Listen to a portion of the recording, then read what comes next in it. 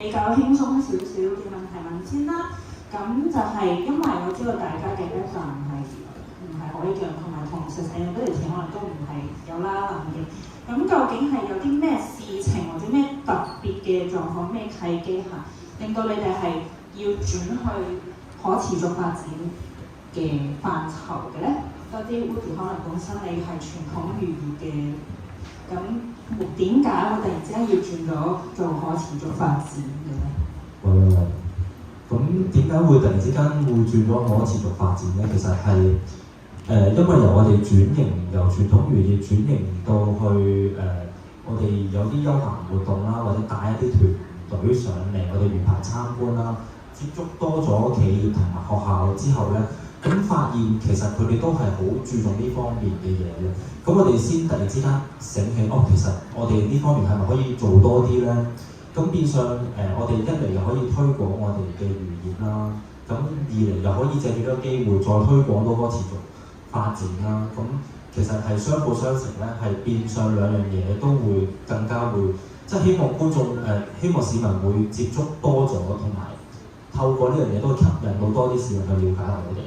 咁主要都係因為接觸多咗企業咧，係了解到原來企業文化係要注重呢方面嘅發展，咁所以自己都會留意多啲。咁 Terence 你係點樣接觸到可持續發展嘅？我自己嘅故事咧係咁 personal 嘅。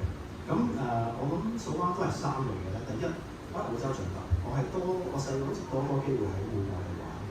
咁一向都係好中意喺森林啊、喺海度玩嘅潛水。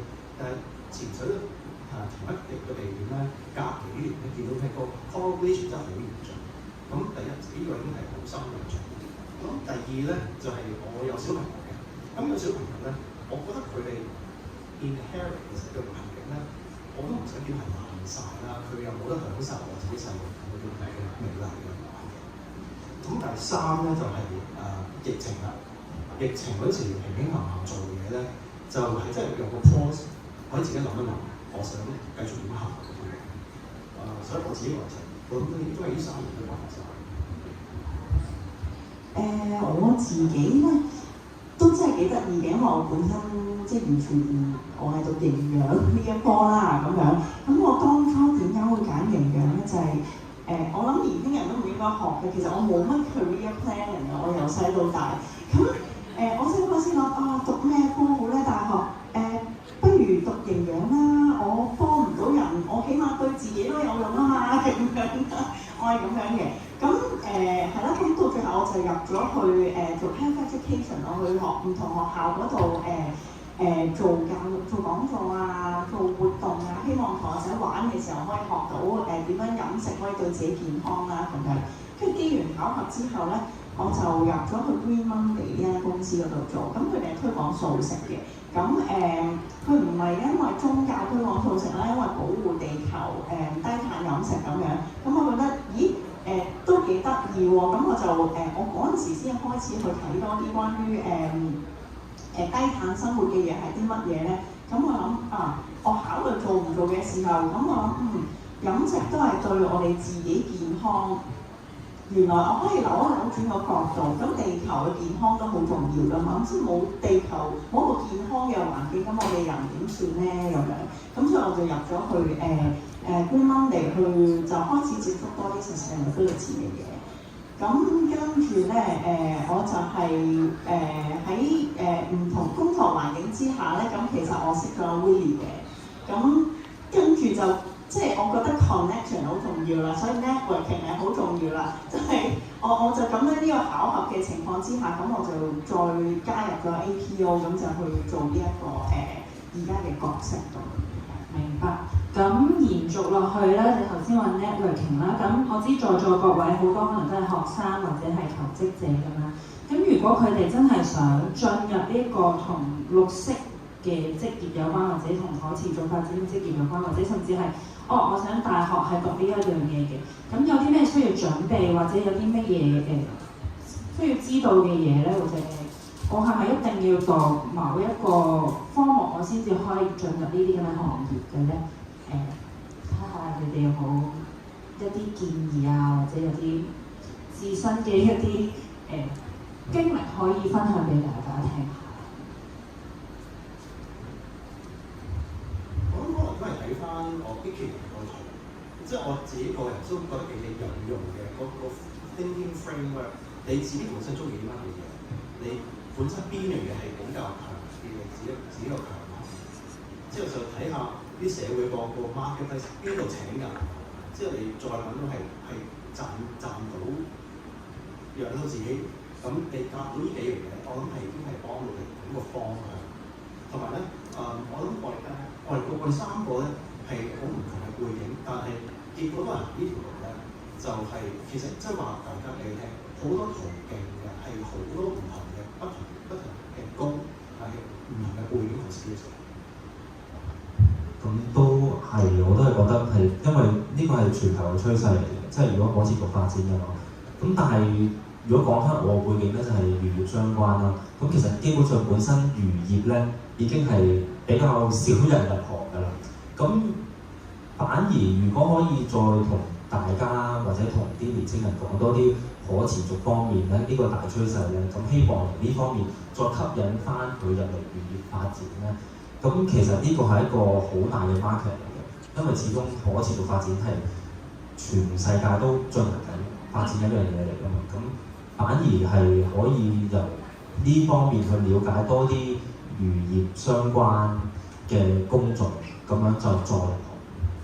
即係有咩即係認識多啲特別嘅技能咁樣先至去漁業發展，或者係去經歷多啲或者去參觀你嘅魚排咁樣。咁第一就要嚟參觀我哋魚排先啦。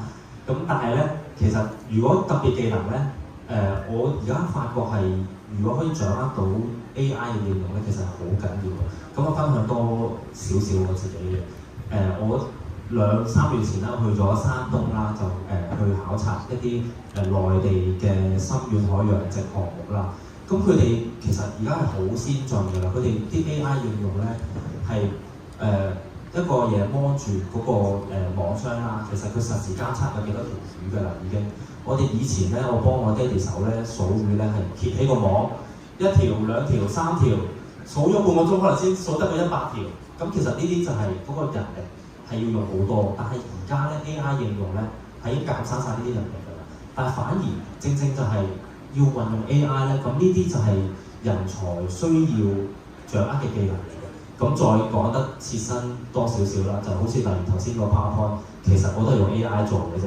咁我抌啲資料上去 AI 咁樣，可能就做咗個 PowerPoint 出嚟。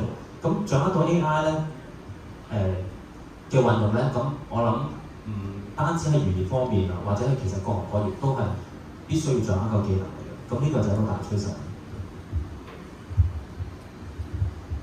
我諗大家即係我自己嘅睇法啦，其實就係你話綠色行業，咁其實呢個字好闊嘅，即係做咩職位咧咁樣。喺我角度就係其實乜嘢職位都會有咯。即係譬如你話我一個綠色行業，我需唔需要一個幫我出去做 education 教育嘅人咧？都需要噶嘛。咁管理階層又需要啦，或者 social media 咁，其實我都需要人哋幫我去做嘅喎咁樣。咁所以我諗非常之係認同翻，我又借用翻頭先 Terence 嗰套啦。你真係揾自己你中意做嗰樣嘢，可能我真係中意寫嘢比較多，咁你咪再留意下。有一個我諗叫做 environmental awareness， 諗下呢個其實我哋個環境，我哋身為一個地球嘅一個村民，我哋可以做到啲咩？點可以用我自己叻嗰樣嘢去幫翻呢個地球，而用我嘅錢可以養得起自己咁樣。呢一題應該比較問 Terence 比較多嘅。關於可持續金融呢樣嘢常見嘅誤解會係啲乜嘢？問得好，呢個係我諗個誤解之一咧，就係賺唔賺到錢。我諗好多 sustainability 都係問翻呢樣嘢，就係有冇錢揾㗎？咁有冇生意做㗎？真係自己可以養到自己一個生意。咁 sustainable finance 咧，我諗可能開始嗰陣時咧係叫做 concessionary rates， 即係話點樣咧？即係平過個 market rate， 係做平啲或者係啲 terms 係 more favorable。但係已經變成咧係 mature 緊啊！呢個成個 market， 咁好似話我而家 ADD 嗰度做咧，佢係 commercial base 嘅，佢係賺到錢，佢賺緊錢嘅，但係佢嘅目的唔係淨係賺錢，我諗呢個好大嘅分別啦。咁佢點解要賺錢咧？唔係點解平平地啊幫啲人去捐錢咁滯咧？因為佢有幾個原因。第一，佢可以分翻自己，唔使靠其他人去贊助。第二咧，呢個我覺得更緊要咧，就係佢做得出俾其他行業睇，俾啲銀行睇，賺到錢嘅做呢啲生意做好係可以賺到錢嘅，咁就會係鼓勵佢哋都參加。明白。咁再問多一句，頭先你都有講關於 AI 啦。咁你覺得綠色行業嚟講，5至10年間嘅趨勢會係咩咧？會唔會越嚟越多啊？或者應該會越嚟越多 AI 嘅運用咁？即係你哋各個唔同嘅行業入邊，你覺得佢嘅趨勢會係點樣咧？咁我覺得即係其實本身咧 AI 咧就應該係會用咗好多能源，因為佢運算方面咧係要用好多電啦。但係其實 AI 就我哋可以利用 AI 咧，可能會去監測譬如我以漁業為例啦，咁可能監測一啲水體嘅變化啊，或者啲資源嘅分配利用啊，咁可以好好咁樣調配啲資源咧，就冇咗咁多能源或者咁多魚糧啦。假設可能餵魚嘅頻率啊，啲魚幾肥啊咁樣，其實呢啲 AI 可以幫我計算到佢個生長率啊，咁用幾多飼料啊，咁我哋都慳得到呢啲方面嘅成本咧。變相咧，其實 AI 只係會越嚟越多應用喺各行各業啦，我哋漁業都會有好多利用啦。咁會除咗佢會幫我哋計算所有嘢之餘咧，同時間咧，其實佢會幫我哋慳緊一啲能源同埋慳緊一啲資源嘅，譬如慳一啲錢啦，為少咗魚利，但係條魚又可能肥咗喎咁樣，咁可能會慳到錢嘅。咁其實個趨勢咧係會越嚟越多會運用 AI。呢個唔係我強項，但係 AI， 但係我諗好似琴晚啱啱同朋友傾偈，其實講緊 AI 咧，佢變化快到我哋根本想像唔到嘅。5年10年，我諗出年我都估唔到啦。但係我諗幾個行業都見到係個未來真係會 AI 越搶越多嘅，會計啊、律師啊，你諗下翻譯，我諗翻譯呢個行業係差唔多死咁滯㗎啦。計數咯，會計。我諗 ESG 佢係好多 disclosures， 暫時冇咩邊間做得非常好，因為係變得好快，成個 framework 係咁變，啲 technology 咁變。同埋咧香港做咧，唔係淨係香港條條根㗎嘛，香港好多係 regional headquarters。你掂到美國就跟埋美國嗰套，一去到歐洲跟埋美國歐洲嗰套，咁啲嘢轉得好快咧。我諗 AI 真係會好幫到手，係 stay on top of 呢啲新嘅 changing rules 同埋點樣符合到要求。我其實都唔係太多補充喺呢個方面，係啊，咁但係我諗對於即科技嘅應用咧，其實都真係每個行業都越嚟越多啦。譬如我而家眼睇住嘅我哋嘅 IoT box 啦咁樣，咁其實係一個我哋APO 嘅計劃嚟嘅一個廚餘回收計劃啦。咁我哋回收廚餘即係一般香港嘅以往處理嘅方式咧，廚餘咁去邊咧，咪就係去堆填區啦咁樣。咁佢會有大量嘅問題衍生㗎嘛。咁譬如有好多甲烷出咗嚟啦，咁有啲溫室氣體會又影響翻呢個嘅極端天氣嘅一個問題，咁樣一個惡性嘅循環。咁所以我諗其實而家好多都諗緊有啲咩方法可以處理廚餘啦。咁譬如我哋呢一個就係我哋嘅計劃啦，就係用黑水虻去幫你食啲廚餘嘅咁樣。咁我哋當中應用到嘅科技就係譬如我哋有一個叫做 IoT box 咁樣咧，其實佢可以幫我哋監測住嘅，譬如佢哋入邊嘅溫度啊、濕度啊點樣即係一個可以令到啲黑水虻最我會講會活躍啦、積極去幫我哋處理到啲廚餘嘅一個環境去俾佢。咁我哋可以監測住咯，可以即係我唔需要派個同事日日幫我對住啲床啦咁樣嘅，我哋可以電腦咁樣 check 到啊，幫我哋快咗好多，即係好多 project 我哋都會應用到。明白，即係基本上可以同各位同學講就係綠色發展同埋 AI 呢一樣嘢喺未來5至10年係非常之重要嘅。咁如果第時譬如你要做任何工作啊，你都可以將呢兩樣嘢記喺個腦入邊。咁你可以第時去運用喺唔同工作，或者就算你係要去做任何嘅 project， 你都可以諗下，我哋可以放啲乜嘢關於可持續發展啊，或者用 AI 嚟可以幫你手嘅。咁我自己我哋問題差唔多啦。咁想請問一下，在座各位有冇任何嘅問題想問下我哋3位嘅講者嘅？或者任何問題都可以問嘅。隨便發問大家，好正確或者唔正確嘅，好蠢或者聰明嘅。即係你哋有冇咩有好奇嘅想問下，或者想參觀魚排啊，想知下營養學嘅嘢啊？如果想參觀咧，可以一陣間咧隨時 contact 我。我想問下，最少幾多人去參觀呢個？其實最少咧就係一個都得嘅，一個都得嘅。一個都得嘅。不過同2個一樣收費嘅。我有啲好奇咧，其實即係金融嗰方面咧，係即係即係有啲好奇，其實金融嗰方面係真係exactly 係做啲乜嘢去推動成個？因為其實啱啱好似聽完啦，我都即係可能我唔係好啱到大約係即係做啲乜嘢嘅咧咁樣，點樣推動成個發展咧咁樣嘅？即係可能我話啊，如果我真係對呢方面有興趣，我又應該係去讀啲乜嘢去入學啊？個前景大約會係點樣嗰啲？呢樣嘢我有少少好奇，想知多少少。實在係乜係咪啊？係啊！咁最基本就係借錢啦。咁你借俾邊個？你點計條數？按咩 terms？你借幾多？借幾耐？需唔需要其他啲咩 collateral 咧？其實叫做咁。如果係我而家 ADB 咧，佢係幫啲 developing member countries 做呢樣嘢嘅。咁佢哋咧咁個即係講佢 credit rating 啊，可能係唔係咁好嘅。咁點解要借俾佢？或者係根本借唔借俾佢咧？咁就係有啲咁嘅公司，好似 ADB 咁樣咧，就係會出某啲 guarantees， 就可以即係企喺後邊，即係出口入口呢啲生意係想鼓勵佢 trade， 就幫到佢做生，即係俾個importer 係有信心，哇係會收到錢嘅，sorry export 有信心收到錢，係咁嘅例子啦。要做讀咩咧？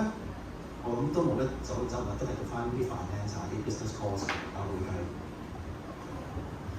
專係仲詳細啲講嘅。好。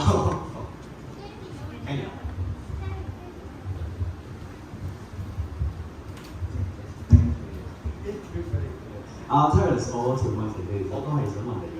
咁我公司咧係一間私人公司嚟嘅。咁因為我知道你係做過 private sector 嘅sustainable finance 啦。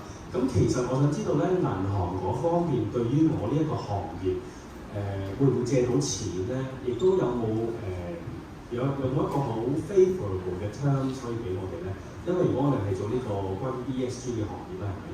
其實我自己本身就覺得可能向銀行借錢係好大嘅困難咯。咁 private banking sector 嗰方面有冇啲乜嘢 department 啊，或者有冇啲乜嘢policy 咧係會幫助我哋呢個環保行業嘅咧？如果講到話借錢啊，或者背後水有啲 support 嘅話，以你經驗嚟講，有冇啲咁嘅 system 啊，或者 policy 啊？小企我係接觸少嘅，我本身係做啲大嘅 corporate institution 嘅，但係我當然係唔多唔少都聽到啲同事點講。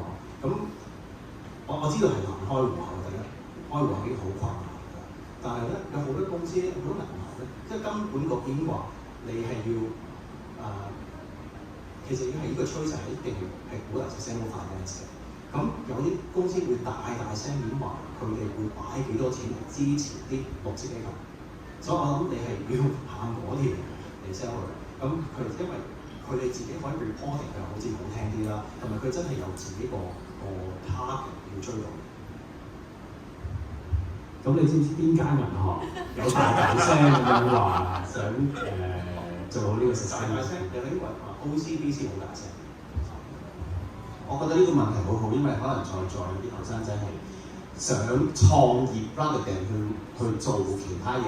如果有興趣創業嘅咧，一定要同阿 Kenny 傾下偈，因為佢可以同你講呢個創業嘅有幾辛酸，但係亦都有好多開心嘅嘢可以大家考慮下。因為好多時你會覺得我冇呢個經驗，我點樣入行咧？但係其實創業都係一個我哋希望見到嘅由後生仔入行去做環保嘅其中一個 step。嗰個 Hotel Challenge 都歡迎 startup 參加嘅，係 Hotel Challenge 都有。想講，不如大家創業前咧，我哋玩咗呢個 challenge 先。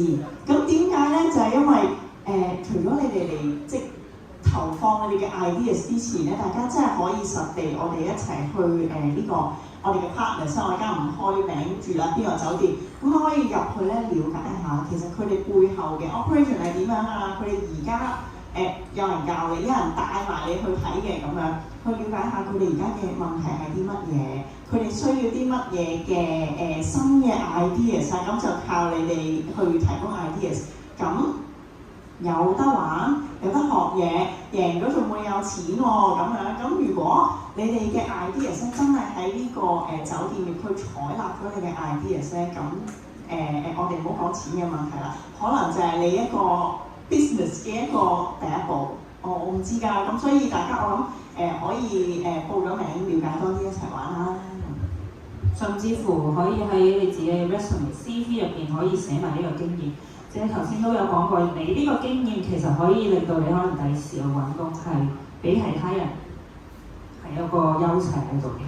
另外仲有你哋 Green Collar Program 都可以參加，即係額外再加埋 Green Collar 啦，因為佢有好多唔同嘅企業家、唔同嘅人會同你哋分享下佢哋喺佢哋嘅心路歷程啊，同埋佢哋做嘅事啊，所以都好建議大家參加，因為我都係參加呢個過嚟。仲有冇其他問題咧？普通話、英文都得㗎，唔一定廣東話嘅。有冇？咁我哋好多謝3位嘅講者同埋各位今日嘅參與啦。咁我而家交翻個麥俾。咁咧，我哋喺度多謝4位我哋特別嘅嘉賓今日喺呢一度同我哋分享呢一個論壇呢個講解。咁好有趣啦，好多 insights 係啦，好 diverse 嘅一個嘅panel 啦咁樣樣。咁最後機會。不過都唔係最後機會嘅，一陣間完咗論壇，可能大家比較怕醜啦，大家可能想比較 one to one 1對1咁樣樣同佢哋傾偈，咁都非常之歡迎嘅。一陣間完咗，佢哋都會繼續留低喺呢度嘅。係啦，咁喺呢個時間咧，我哋就少少嘅感謝你哋係啦。咁我哋咧喺呢個時間咧就想頒一個感謝狀，咁多謝大家今日嚟到主持我哋呢一個嘅論壇啦，同埋係做呢一個分享同埋呢一個 discussion 咁樣樣。咁喺呢個時候咧，我哋就邀請